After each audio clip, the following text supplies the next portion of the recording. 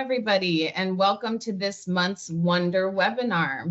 So we're going to go ahead and get started here with the setup. As with all webinars, we'll be sending across the PowerPoint slides and the recording of this webinar, so you can refer back to anything we go over or leverage some of these slides as you begin to talk about agentic process management in your strategic conversations. Especially as we approach budget season, it's a great time to really stop, think, and evaluate how it is that you're going to apply agentic principles and AI in your organization. So hot off the press, we just released, the press release just came out a couple of hours ago, indicating the launch of our white paper, which is what we're going to be talking about today. It's co-authored by Steve LaValle and Bhavyesh Virani, the co-founders of WonderBotz, and my guest today, first time ever on a Wonder webinar series. So we're very excited about that. And so we're really going to start today by laying the groundwork of what it is that this discipline aims to achieve for leaders when they're approaching a strategic transformation. Now, laying the groundwork, we have a lot of change that's taken place, and there's been a lot of failed pilots and programs, not promising exactly what it was that was going to be delivered. The other thing that we've also had along the way is how do you scale? If the pilot begins with a lackluster approach and it begins to get the traction that you want, but maybe not as fast or maybe not delivering what you thought, then how is it that you're going to convince everybody that this should be transformational and really across the organization at large? So this is where it's important to pull the pieces together of what we've been talking about. Technology, it's not about the AI itself. It's not about the humans that you hire. It's not about the $1 million cachet for some of the meta engineers that are coming on board. It's orchestrating, it's having the stewardship behind, and it's ensuring that there's fidelity between what we plan and what we execute when we do this. So enter Agentic Process Management. APM is similar to what we call SCM in supply chain, and CRM is to customers. This is really about having the management, the system, the discipline, and the way to measure what it is that you're trying to achieve. Now, these guys are going to go into the thought and the experience that they've had that has leveraged this outcome. And it's really about having the alignment, coordination, and control at every step of the way, making sure that what you set out and plan is ultimately what you execute across the organization.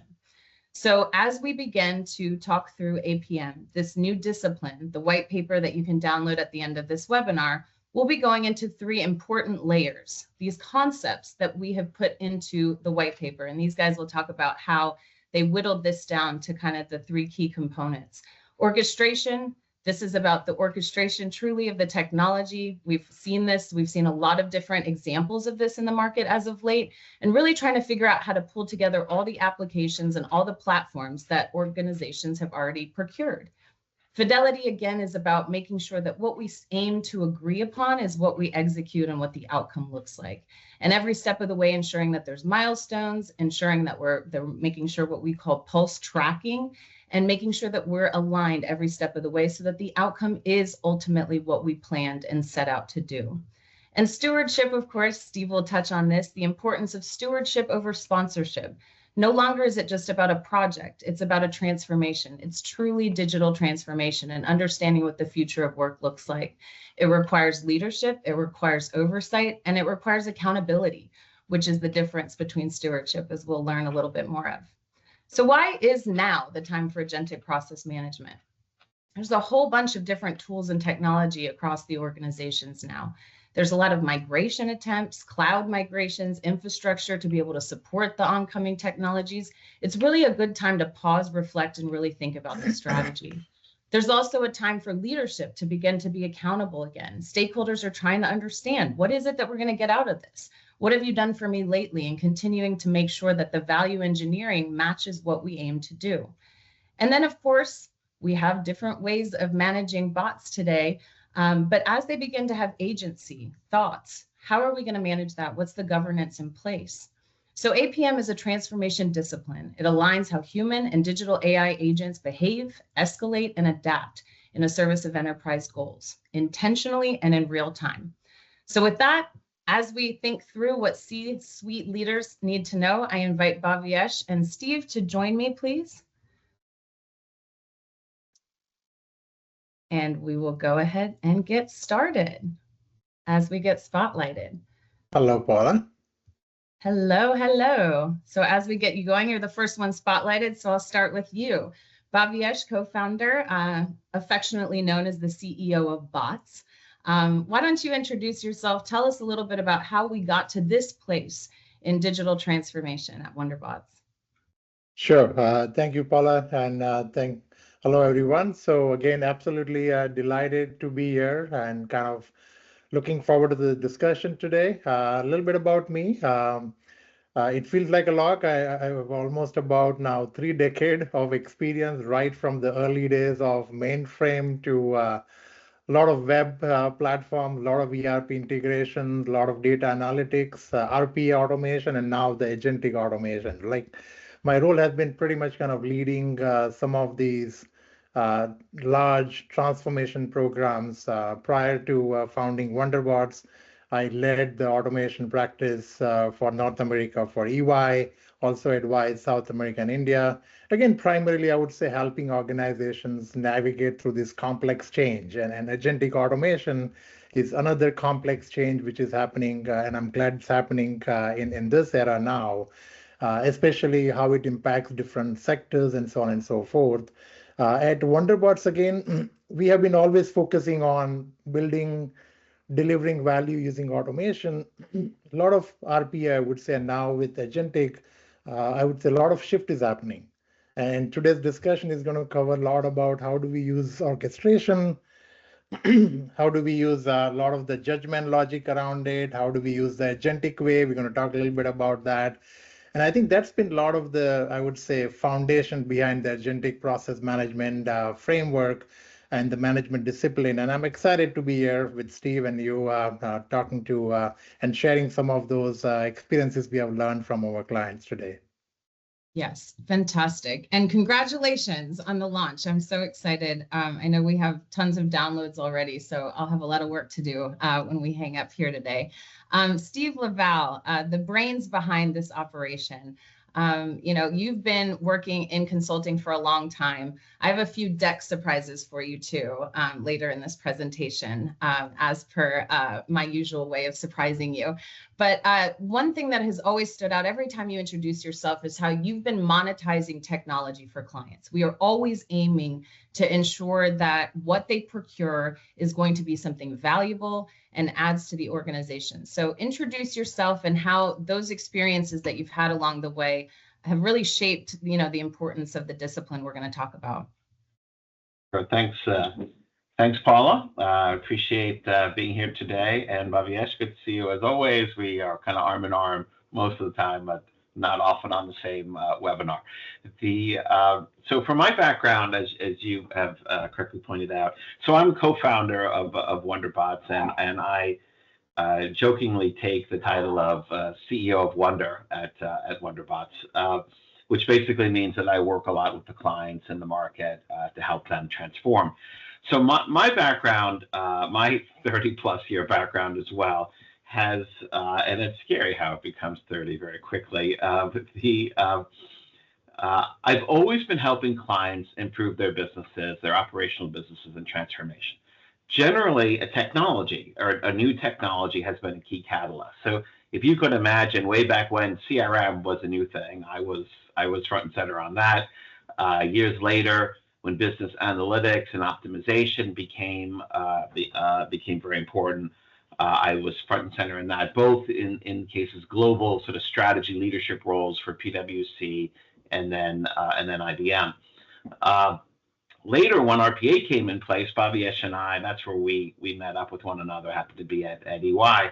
And again, we were helping clients figure out how to monetize RPA into their business and avoid a lot of the pitfalls. So while the technologies are new, the process of adoption and the path and the pitfalls are very similar over time, and I can see that very clearly. And when I was talking with Bhavyesh, it's like, let's help people now that agentic is moving into place and becoming prevalent. Like, let's help our clients and the world, even not just our clients, understand how to do this and what to avoid, so that we can move very quickly through the hype cycle to a point where it's delivering value for organizations. So, So when we talk about agentic process management, it is transformational in impact, but it's an operating discipline for companies.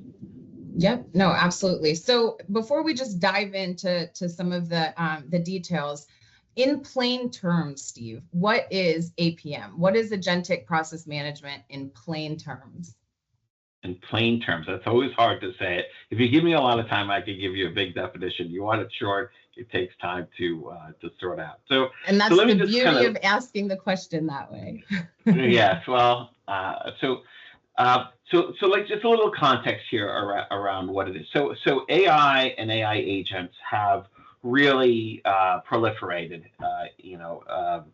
over the past several years. I mean, it's always been there, but it's now become like a real thing that's getting commercialized. And what you have to remember is that just as an organization has different people with different skills, so like the people who are balancing the books are not the same people that are operating the forklift, in the warehouse. There are different agents with different agent skills, and AI agents are built to specialize in particular tasks.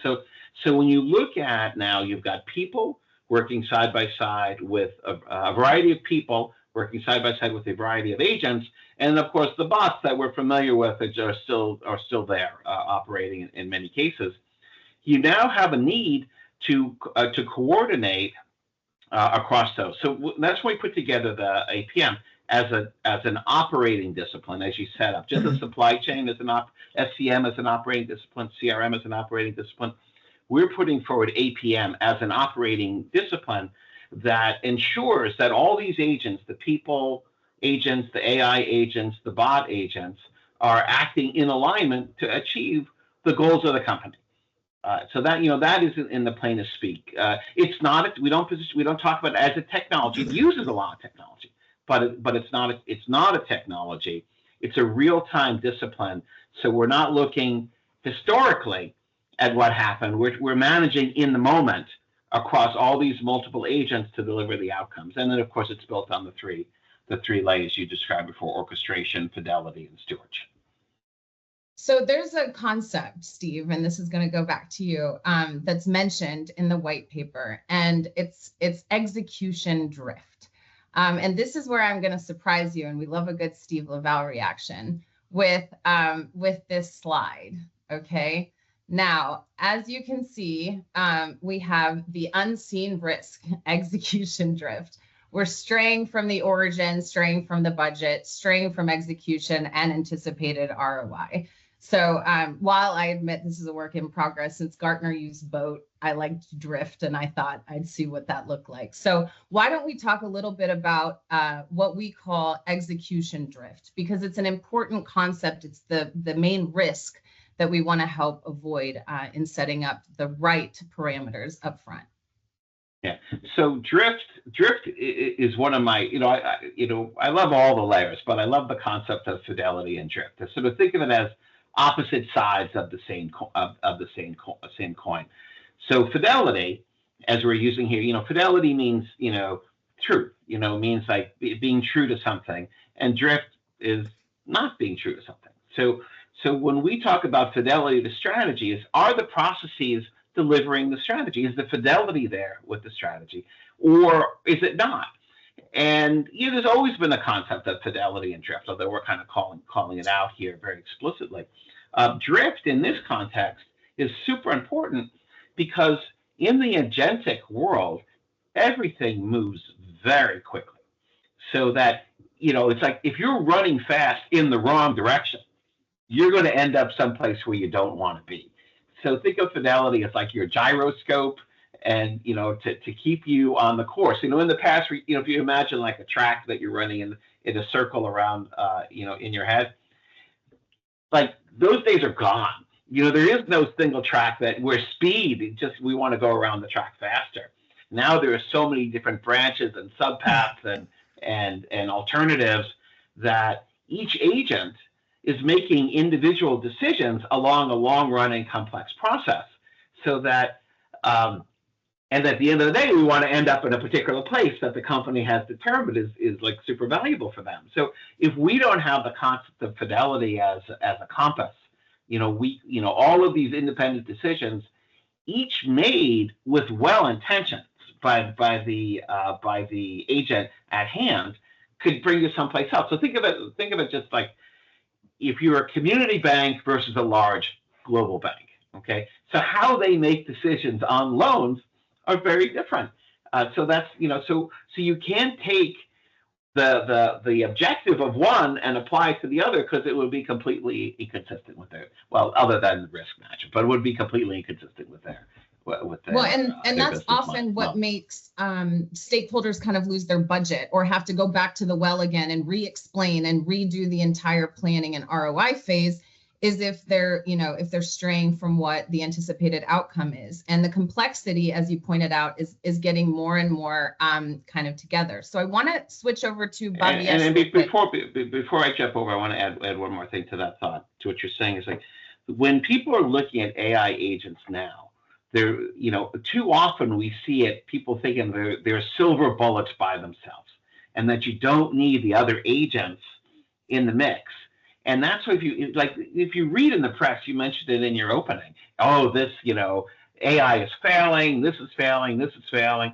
That's, there are a lot of reasons why. We'll do another webinar on AI agents and success on that, but we're not talking about that today. But if you're not integrating it into the workflow that acknowledges that there are other agents, you have a lot of risk, and that's where companies, like, there's no reason to be surprised. We've seen this over and over and over again.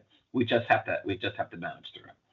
And just calling it a name, right? And I think we'd be remiss not to mention some of the technologies that go into this, because when somebody sees agentic, I'm sure half the people that registered for this webinar were like, we're going to talk about agents today, right? Because we're always keen to go after the shiny toy, the demo, the thing that did a thing. And really not having the mindset to kind of step back, look at the bigger picture, which is what we are indeed talking about today.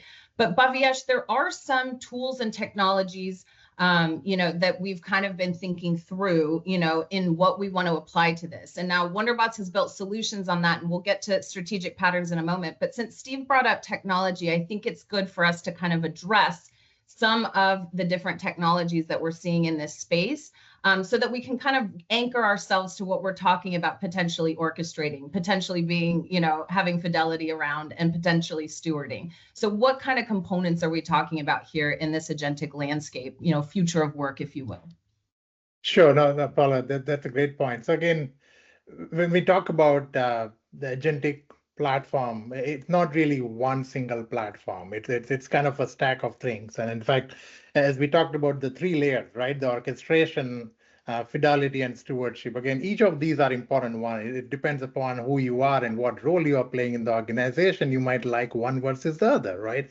So if we talk about orchestration, that's about making sure that the right work is performed at the right agent at the right time. Think about this kind of, you have flights going all over the place, but we want to make sure that using that air traffic control, you make sure that the flights are actually taking the right path, going to the right destination, going at the right speed, so on and so forth. So that's kind of your orchestration. The tools, what we have been seeing is multiple of them. Each of these platforms, if we look at like UiPath has got Maestro, SNC Blue Prism has got their Chorus and all other, the AI gateway now. A lot of integration layers are there, lots of different models you would see in the marketplace right now, right? And we work with various partners right now, and each of them are actually expanding their functionalities further. From a fidelity standpoint, making sure that the work stages are aligned with the business intent. In the human world, what I want to highlight here is that RP automation was more about making sure that individual tasks are being done. So compare this to your, I would say, your data entry operators or your operational staff. While with now AI agents, these are your knowledge workers, right? So you want to make sure that your objectives are defined, making sure that your results are tracked really well. And we have been seeing multiple platforms and tools in the space. And this could be, again, we have a lot of process mining and mining platforms available in the marketplace. Power BIs of the world is actually giving you a lot of those view around it as well. And then more in a live platform. And the last one being stewardship. Stewardship is making sure that the right governance and the security is in place. Again, you have right from snowflakes of the world to Splunk, and all of these are kind of aligned right now to give that role-based view, which is very important if you are the steward. And think about this as these are not like supervisors of operating staff, but these are your leaders. So if you are like a leader, let's say for accounts payable, what are the things you want to see from a visibility standpoint? And if you are the sponsor, which is kind of the CFO, what are the things which you would like to see? So a lot of these are kind of aligning towards that. And these platforms, again, we at WonderBotz, we are, I would say, technology agnostic. We work with multiple platforms, multiple technologies. What we are focused, I would say, is not in implementing these tools. What we are focused in is helping clients, making sure that we design these agents and interact them in the right way. Selecting the right technology across this stack is going to be very important. And then again, making sure that a lot of the APM logic, the Agentic Process Management logic, like judgment, escalation paths, fidelity tracking, all of these are working together in a real world, in a real workflows. And that's what I think is going to help taking this to a next level up, I would call it as. And so this question is going to go right back to you, Bhavyesh, because you mentioned design, and design thinking has been kind of a key component in everything that we've built along the way, allowing us to be able to be nimble every time a new shiny toy comes along to plug in. The framework is the same, and you mentioned workflows. So tell us a little bit about, in the paper, we talk about strategic patterns. So how is strategic patterns an evolution of that WonderBotz tried and true way of design thinking? No, absolutely. The shiny object will keep changing. You will have one today, you will have one tomorrow. But again, a lot of our foundations has been around whether you call it as design thinking, strategic patterns. Those are the core for us at WonderBotz. So let me take maybe a couple of minutes to explain what it really means, right? So when we talk about these design patterns or strategic patterns, these are nothing but they are built with that repeatable mindset. They are built with that plug and play architecture. So none of these, what we do, whether it's our pre-built solutions or we do the custom solution for our client, none of them are built with one-off mindset. These are built with, I would say at the core, we have these accelerators, what we call it as. These are the ones which is really helping us drop in these the solutions or the frameworks at our client very quickly, and with minimal rework, we can make those up and running. The core design patterns at WonderBotz, we have about a very countable number. Literally, you can count on your finger. We have the onboarding pattern as a strategic pattern. Earlier, they were all RPA automation based. Now they are agentified. So these are like agentified patterns. And the advantage of all of these, like whether it's the onboarding pattern or your exception handling pattern, we don't have to reinvent the wheel every time when we want to build a pre-built or we want to deploy a custom solution or build a custom solution at a client. These are modular in nature. Think about this as your Lego blocks. So we have these multiple of these Lego blocks, which we have been constantly building, revamping, agentifying. And when we want to build a functional solution, whether it's for accounts payable or let's say for onboarding an employee or onboarding a client, we bring these Lego blocks together, and that's where very rapidly we are able to give to life these functional solutions. So these are kind of our, I would say, lifeline. Now, the question is it more important and more relevant now? And the answer is absolutely yes. It has always been our core focus when we were in the RPA automation world. With now agentification, agentic automation, this is actually even more critical. And we might wonder why, right? What has changed? So a couple of angles I think we need to understand here. And I'm sure a lot of our audience and our clients are very much familiar with like all the agents and the model. We hear about all different, whether it's your productivity assistant or agents like co-pilots, or you're talking about enterprise agents like Salesforce and SAP are releasing different agents. There's a whole discussion about the frontier agents, frontier models, so on and so forth. So today you might be using a army of agents. Tomorrow you might want to plug out and plug in different models over a period of time. And this will keep changing. So what does not change is the objective, what you have defined for your team, for your organization. And that's what you are tracking towards. So that's where like a lot of the orchestration is going to take a center stage, and that modular design mindset, Lego brick mindset is going to help you frame this solution much faster, much rapidly, in a much agile way.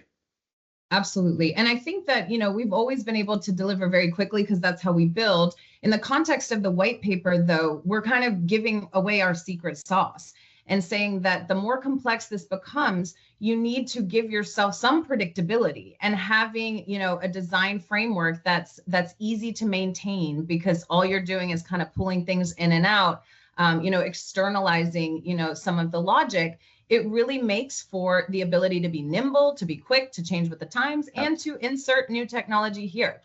So Steve, with all of this, we've talked about a lot of different agents. We've thrown a lot at all these people. And what we had promised too is that this is the strategic playbook, right? This is what leadership needs to know. What we put together in the white paper, and there is an abridged version for those of us who, don't want to read the whole paper. So you can get the executive summary as well.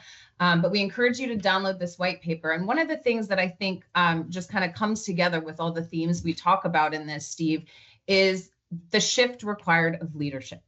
And it's, it's kind of baked into stewardship, but I think it's a little broader. It's really about understanding what you need to understand about the technology, maybe being in the weeds a little bit more, enough to know what you're asking about. But what would you say, as advice to the CEOs, the CFOs, what our clients are asking? How do you coach them and encourage them on the shift that's required of them to kind of embrace this new world? Yeah, so sure. Great, by the way, thanks, Bhavyesh. So awesome overview. I know we mentioned we have the tech stack on the website. We're committed to continue to update that as new widgets arrive that we want to call out. But on the shift for leadership, so I try to, in preparing for this today, I thought, how do I kind of net this out to a short reply? So there's really kind of three kind of overarching stories that I want to hit. There's a new mindset, there's some new directions, and some new controls that leaders have to embrace. And in the paper, which I encourage you all to download and read, we go into a lot more details on this. But first, I would just have to say, from the new mindset perspective, like, this is happening. Okay, your team is using these AI agents, whether they're individual productivity tools or operational tools. It is happening, and you have to decide whether you, as a leader, want to be part of this, or you just want to let it happen around you. Because you're sort of in the, if you'll pardon my nerdy, resistance is futile.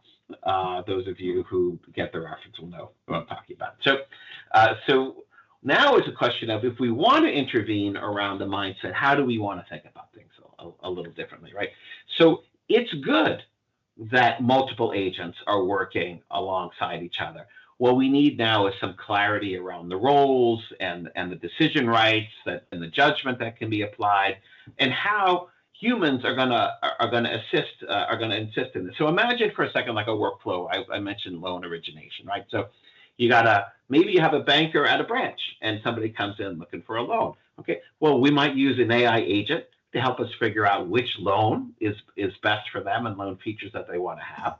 We might use a bot to go gather a bunch of financial documents from different places. We might use another agent to do a risk profile assessment. We might have an underwriter that's kind of looking at the whole package. And then we may, at all the time, we got to keep the banker involved because they're engaging with the customer on that process. Like, that is a good example of a long run. It's not forever long running, but it's not a task. It's a long running complex workflow with multiple agents, and we want to make sure that we're orchestrating this all correctly, right? And that we have the right. So on the mindset, we also have to open ourselves up to some new incentives and new KPIs around how we are looking at, how are we rewarding. We have a great focus on efficiency. Okay, now we got to go to real-time alignment to strategy, which is really the fidelity concept here, right? So in a new direction, around terms like, how are we managing the company? What are we doing, right? So we have to stop or maybe de-emphasize fragmented optimization, because this is where you could have a break in an agentic flow if you're focused on one area and not looking at the coordination. So we have to be looking in an end-to-end process, right? And we have to recognize, things are moving faster. Speed is good. As a leader, we love speed. I want more speed. I want as much speed as I can get all the time on everything. But I have to recognize that I have to manage direction now. So as I said, running fast in the wrong place could put you in a bad neighborhood pretty fast, depending on where you're starting from, right? So now to those lines is for each of these processes, however we define them, kind of the longer processes, like what's the intent? What's the intent of the company? So going back to the loan origination, a credit union might have the intent of supporting local businesses and creating an environment for growth. And they might be willing in that context to take lower margins than a big corporate bank that might be like, we're here to, everyone's serving the shareholders or somebody, but they might have a different view on that, right? So that's really a context of intent. So what's my intent for this process, and how does my intent vary based upon the nuance? Like, so my intent with a local business is different than my intent with a global multinational. So now, how do you manage direction? Okay, we got to put somebody in charge of a lot of companies have adopted the concept of a process owner. Okay, so we're going to pick that up, but we might pivot back to say a process steward now, not just a process owner, someone that's looking across the whole thing, making sure that we're delivering the outcomes, as Bhavyesh said, aligned to the strategy of the company. We're also going to need agent owners. That's another, again, we'll come back to AI agents at another time, and related to possibly an APM office, right? So I don't know if it really is, maybe initially as part of a transformation in APM office, but ultimately APM will be an operating discipline picked up by the leaders, okay? And the last thing was saying is like the new controls, right? So fidelity, not just throughput, not just speed or efficiency, fidelity. So we've got to instrument, we have to instrument for fidelity so that we can, and fidelity, when I say in this context, we're not talking about, what happened last month fidelity. Like what's happening now fidelity. Like, are my agents doing what I need them to do now? What do I need to tweak to get the agents to do what I need to do? Drift dashboards, we're going to treat exceptions as signals of misalignment that we now want to go in and we want to say, okay, how are we going to adjust this, right? So like if you saw in the bank, if a whole lot of exceptions are coming around a particular customer profile, we should take a look at that and say, do we have a drift situation or a lack of clarity that we need to address? Okay. Now, I would be remiss to say in the controls to not talk about the data controls, the bias, the ethics, and the guardrails, and the compliance and the safety and all that stuff that is super important as we add this here. But so that's all there in our discussion. We don't hit all that in gory detail because we're talking about orchestration of agents, not a deep dive into an individual AI agent platform. And then as you're implementing change, it's like we have to use the sandboxes and simulations, not just of the individual process, but across the entire end-to-end process to see that the orchestration is delivering, the fidelity metrics and the drift metrics are acting appropriately. And then, of course, not be afraid to jump in. Like, this is very dynamic right now. So the steward, if we know the outcome, okay, the outcome, as Bhavyesh said, should be relatively persistent. What we're learning is how the path is very dynamic, and whatever we think is great now, a year from now might be something totally different, right? So we need to be able to say, all right, we're going to embrace these new hows, and we'll be able to operate with greater granularity across different segments of customers at different situations. That's the power of an agentic workforce at scale, not running around the track, but mastering that entire network of everything that can happen to deliver the outcomes and avoid the bad neighborhoods. And I think it's safe to say that that's a lot to ask of a modern day CFO or COO or somebody to really get their hands around. So I think that's really, speaks to the importance of hiring the right lieutenants that have these agentic capabilities. You're not going to want the accountant that doesn't know what RPA stands for. You're not going to want the accountant that's never interacted with, upgrading a process or making sure that it's getting better, because every accounting firm, whether they're providers or in-house or shared services, are still trying to solve for invoice processing today. It's not old news, right? It's still something that's getting better and better. So I think it's important that leaders need to think of how they hire now. It's not just about subject matter expertise. There has to be a blend of that next layer, because it's kind of inconceivable to absorb everything that you need to think through. And there's quite a bit that has just gone overlooked for too long. And that's kind of why we're implementing this discipline here, is because it's time to look at it, pull under the hood and let's get honest about where we're at and where we're trying to go. So Steve, I'm going to send this one right back to you too, because you did touch on fidelity. I just want you to kind of touch on that just a little bit more of a practical example of how a pulse check could potentially work, maybe an example of how leaderships from different business units could potentially check on that. But you focused in on pulse check, and I think that's important. We often look back, right? When a client's about to re-sign a license, they're looking back on what they did in the year. And I think it's important to note that now we have to make these real-time decisions and see how things are acting today, not a year from now when we're reconsidering. So tell us why fidelity is so important, and maybe a practical example of how that could be initiated in an organization.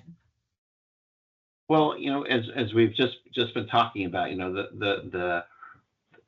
in responding to an environment of great speed, the fidelity is how we deliver and stay true to the goal and sort of deliver on the strategy and the value opportunity of an individual company, right?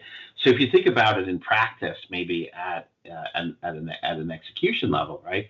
So the pulse would be, as we go through the process, are we, like, maybe there's a profile of customers, for example, right, that are consistently being rejected, or maybe your high value customers are going into the, I'm going to make it up, like the IVR, circle of death, as opposed to being routed to their, we love IVRs, we love everything, right? But, as opposed to being routed, or taken to their person who manages that. Maybe they have a personal banker, or they have a personal shopper, or just a group that's been targeted, that's been set up to serve that particular type of customer. So if we are seeing drop-offs in the business that we're doing, if we're seeing, maybe people are hanging up, they're like, I'm not dealing with this anymore, right? People are putting stuff in their shopping carts and they're not purchasing the transaction, right? So there are different events that if we are gathering the data throughout the process, we can easily build technologies to evaluate the data and look for the predictions of outcomes that we don't want to have, and at which point then we can intervene with the process. Again, we could make this up, right? We could flash to someone who was on a call, hey, by the way, this person has got a large order in their cart, or we are they're part of a special minority business program that we're trying to do business with. So just to make sure that each of the agents has the context of the situation and knows what their role is in as it might vary, for each type of organization. So there's a lot of data that's involved, a lot of we call them the stewardship around the transparency layer, being able to see what's happening as it's happening, so that we can have the alerts go out against that. And years ago, like we've always talked, we've talked about this many times, but we're actually in a position now where we can get all that data and we can process it, and we can give direction back to the actors, whether they're an AI actor or a human actor. We can do that. And I think, the other thing is, if we zoom out, it's understanding that the agents have to, have fidelity with what they've been tasked to do and what they're trained. But the leaders on both sides of that example also do, right? It could be that it's getting routed because there's not enough people, there's not enough agents, to do the white glove service, and you have a hiring situation, or perhaps a lack of understanding what your people are doing. Or it could be, simply that it's being funneled, or you need to upgrade your subscription to your IPM, right? Maybe that it's not enough for the volume that you're getting. So there's indicators, by ensuring that there's pulse checks, there's ways that you can not pivot, but tweak, assage, and find new ways to have the process go, the fastest way possible, achieving the outcomes. And it often, signals red flags along the way too, early on, seeing things that maybe you thought happened in your process, that in practice, when agents and robots are given instructions and rules, it actually isn't happening that way, right? So there's a lot that comes from ensuring that these checks are happening along the way, both on the technology layer, but also the leaders that have to begin to collaborate more in this new world. We are coming up on questions and answers. There's one that came from the audience that I want to throw in here real quick. And then I know we want to talk through some of the adoption ways here. But very plainly, AI agents and some of these concepts, and I think I've alluded to that a few times, it can be a challenging concept for enterprises. This is weird, it's like, wait, agents? Like, we finally have this whole robot, next to me? And kind of, yeah, that's what we're talking about, right? As coworkers, HR rethinking the blend of a workforce, we are talking about that. So what is the importance, and maybe Bhavyesh, I'll ask this of you, of having a partner, a guide, along the way. You come from an extensive consulting background, but, why is WonderBotz set up, to be a good partner in this? And the question here is, how can WonderBotz help customers adopt, this? And I think adoption is a component of it, but I'd love your answer on this one, Bhavyesh. Sure. So again, at WonderBotz, a lot of our foundation has been in the RPA automation world. It was more about robot way of thinking, we call it as, right? Which is again in the human world, people are used to working in a certain way, certain spreadsheets and process, so on and so forth. And when we started automating that using RPA, we coined the term robot way of thinking, which is how do we make these manual processes easier from a process and a system point of view, some process reengineering component, making sure that you have BPM and rule-based systems and so on and so forth. And now as we move towards agentic now, we want to make sure that there's an agent way of thinking now. So this is now the new term which we are putting in, which is agentic way, which is making sure that it's not only the process is executing, but it's making sure that the right objective is aligned. And as Steve mentioned, it's making sure that we are aligning all towards that business objective and business goal, just as all in the human world, we do that in different departments. So I think that's the core right now. And we're going to lead this way using our agent way of thinking. That is changing. That is changing the way how our automations and the agents are going to be built. We're going to be building this with purpose embedded inside that. We're going to be building that with a lot of the judgment and the logic implemented. The fidelity metrics which Steve was referring to is all kind of aligned with that, giving you the real-time orchestration, which is going to be requiring. Why? Because you're going to be plugging and removing different agents. You're going to be adding different agents. Your process may change. And to give you an example here, Steve has been talking about the loan origination process. I'm going to continue with that as an example here. Let's say you had implemented a credit score agent. Today, that particular agent is giving you the high confidence on certain demographics. And guess what? Tomorrow, you may have a change in demographics. And based on that, your credit score may change. Guess what? You're going to introduce a new agent. So you want to make sure that your orchestration is actually happening, where now the new agent is being picking up for those where the confidence was low. So that's the whole aspect which we want to start thinking about. And this has been embedded right in day one. We don't talk about the agentic execution. We deliver these solutions with the pre-built orchestration patterns. We deliver with these escalation playbooks in mind. We deliver with this role-based agent frameworks. And a lot of these are pulse tracking and dashboards kind of integrated within that. That's not just how we think, that's how we breathe, that's how we live. And this has been kind of introduced, embedded, drilled into each and every individual, each and every practitioner at WonderBotz. And that's what you need to take this to a next level and be successful there.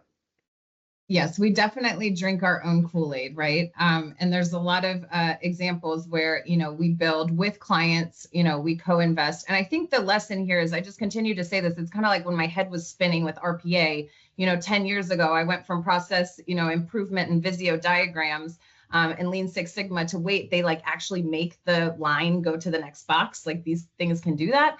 And that was a big jump, and now it's like, wait a minute, we have agents that are making decisions, alongside us, or they have dependencies on us, or maybe we are dependent on them now, to give us information. And so it's truly transforming the way you think about it. It's not unheard of to need help, and that's all we're saying is, at the advent of this, having somebody help alongside you while you're building and kind of being the training wheels to get you started. Or maybe you're like, I don't need to know that much about agents ever in my lifetime. That's also an option, but understanding that it's here is the importance, right? And recognizing that it's not just a technology problem, or it's not just for IT to solve. This is really about, business leaders understanding that they have a stake in this. And as Steve mentioned, you can either be part of it or you'll be on the sidelines. And I promise you, an executive that has the chops is probably going to take your place real soon. And I know, yeah, go ahead. Yeah, I know we're just talking about adoption, right? And the classic example of adoption is we at WonderBotz, we are actually client zero right now for our APM, for our Agentic Process Management discipline. Why? Because we actually taking it across our shared services. So for shared services, if we take an example, our sales order processing, from the point in time our sellers are actually getting the order. And remember, these orders are sometimes 2 pages, sometimes 200-page orders, right? Right from the point in time when these orders are executed with a client to the point in time where the invoice are going out. In earlier days in the RPA, we had about 30-70 mix, 30% was robots working through, and then 70% was human. Guess what? That equation is changing now. For our sales order processing now, about 80 to 90% of that is handled by robots and agents, and very minimal now is handled by humans. So a lot of that adoption, just as we are client zero for our agentic process management discipline, that's the same thing what we are doing for our clients as well. And we've been seeing that across different sectors, different segments, across different departments as well there. Yep. No, I think that's fantastic. We and marketing is actually going to be the next client. So so stay tuned for that. So Steve, I want to ask you, we've talked a lot about functions, right? Potential back office functions. There's several different functions that we've talked about along the way, operations, and obviously our pre-built solutions are very heavily embedded in finance and accounting, invoice processing, some of those, some of those functions that we're here to say not everybody's solved yet.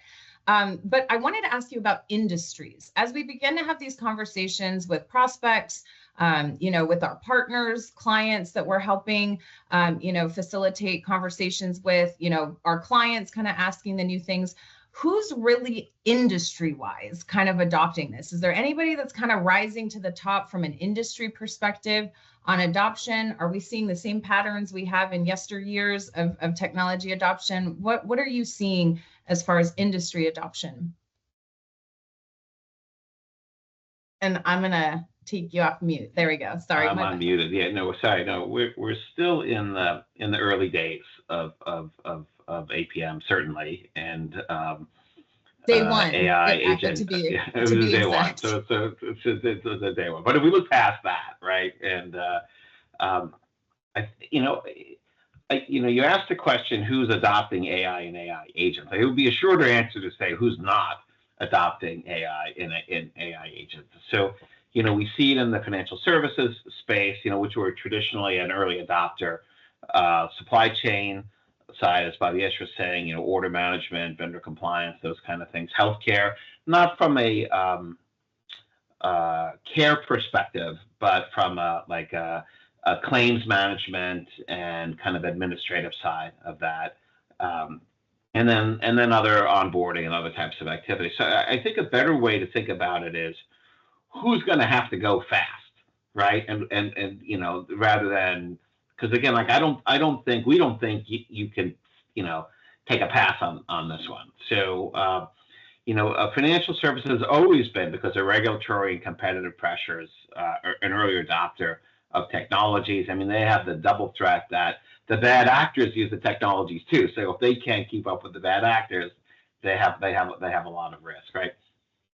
Supply chain manufacturing for customer speed, certainty of the supply, the historical supply chain and how products have moved through the chain. You know, administrative on the healthcare, we already talked about that, and then technology and digital first businesses. You know, they themselves also have to pick up. They already have a high automation maturity, but they have to agentify themselves and layer in a multi-agent orchestration layer. You know, many of them are born digitally, so it's less of a change for them than some of the other ones. But you know, within industries, the functions and the processes that require great speed, you know, should be the ones that, you know, that we would take a look at. I would look at high and that are high value as well, right? So like if we can, it's not just throughput, but it's, you know, it's accuracy, the knowledge worker, as Bhavyesh was saying earlier, you know, reconciliation order, and all the traditional finance, you know, which would span across industries. They're all are really good candidates for this. And it's really just, you know, what are the process? Who are the agents involved? Where do I have an opportunity to bring in a digital agent and then kind of rebalance? Because then that digital agents bring speed and they bring control. You know, well, actually, if you have the orchestration, you can maintain the control and the specificity of the work that's getting done.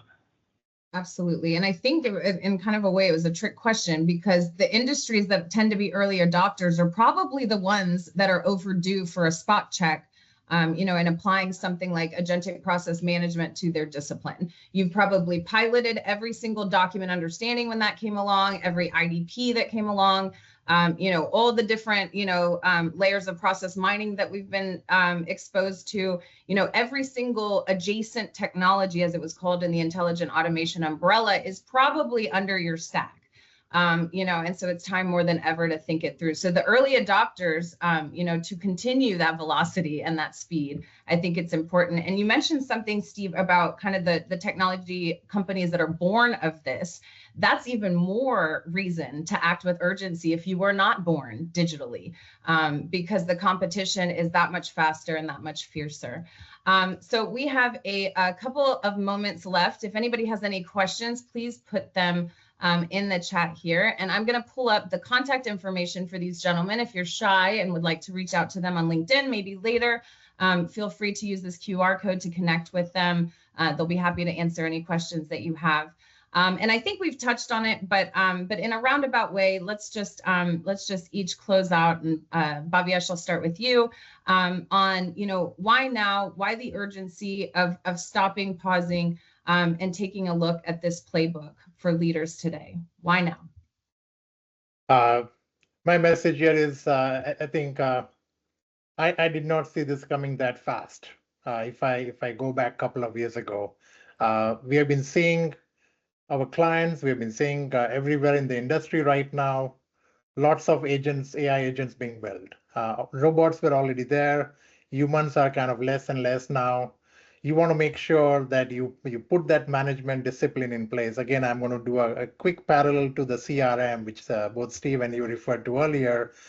When, in the early days when CRM was introduced as a management discipline, it's not that the sales were not happening. It's not sellers knew how to sell. Sellers had those all there in the spreadsheets and so on and so forth. What CRM gave is that discipline around it. So making sure that it's not just sellers are selling fast, but they are making sure that they're selling with the right level of profitability, right level of revenue, and right level of kind of your business objectives. That's exactly the same thing right now, what we need to do before it's too late. before you have all the agents built around, but they don't have the right orchestration with that, which means that you will have a lot of rework to do. You want to make sure that the right level of fidelity is there so that the stewardship and the management and the sponsorship is there. And that's what is important now before it's too late. Thank you, Bhavyesh. I appreciate it so much. And Steve, I'll turn to you. If you're going to leave everybody with one thought or one thing that kind of stood out to you in the process of co-writing this white paper, what would that be, and what would you leave them with today? I would say that it's not just about the AI agents, which is the shiny thing that everybody's super excited about right now. And we've seen this over and over and over again throughout every technology innovation wave. It's not just about the technology, it's about how it's consumed and operationalized in the business. So people are building these agents and they're finding that they're not delivering the results. Well, maybe there's a problem with the agent, but it's equally likely they're probably not being integrated into the business correctly. And this is coming, this is not optional. This is coming at us right now. You have to maintain the fidelity related to the strategy, or it's a free-for-all. And companies don't earn high profits and high value in a free-for-all model. Like, something has to be guiding their goals and their people. The competitors are already doing it. Okay, APM is an operational discipline that you must master. Okay, and those of them that are doing the AI agent pilots, you just haven't gotten to this part of the process yet. But this is the next thing that you're going to have when you look at these AI agents that are complete, and you're going to say, now what? Okay, this is the answer to that, now what? And we encourage you to get on board early with figuring out how you're going to integrate them, rather than have another round of development, because it's just going to delay the value and give your competitors time to take your shares. Thank you so much, Steve. So everybody, thank you for once again joining. We had a full house today on this month's Wonder webinar. You can contact each of these guys or myself if you have questions you want me to direct towards WonderBotz, or get you in touch with somebody about Agentic Process Management, or how to think through the strategy as you're approaching your tech decisions as we're getting closer to budget season. So have us take a look. We can help you ensure that you're not missing things that might be costly down the road. So thanks so much, everybody, for your time and attention. Steve and Bhavyesh, we thank you so much for gracing our Wonder webinar stage. And with that, everybody, have a wonderful day. Thanks so much. Thank you all. Thank you.